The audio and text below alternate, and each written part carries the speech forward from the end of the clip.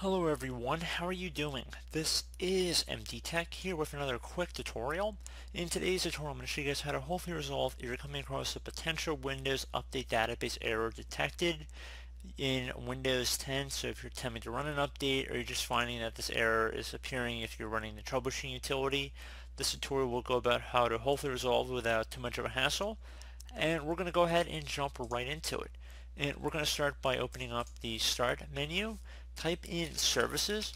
Best match should come back with Services right above App. So go ahead and left click on that.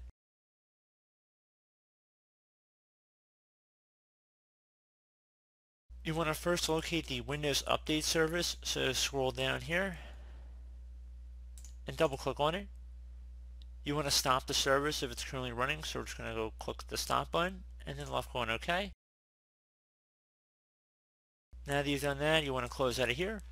Open up the Start menu, type in File Explorer. Best match should come back with File Explorer. Go ahead and left click on that.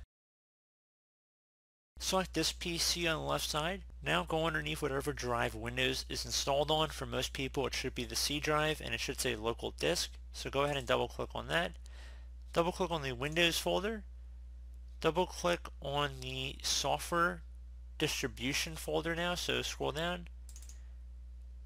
And now go underneath Data Store. So double click on Data Store. Whatever is listed under here, you want to just highlight over everything and then right click over the selection and then select Delete.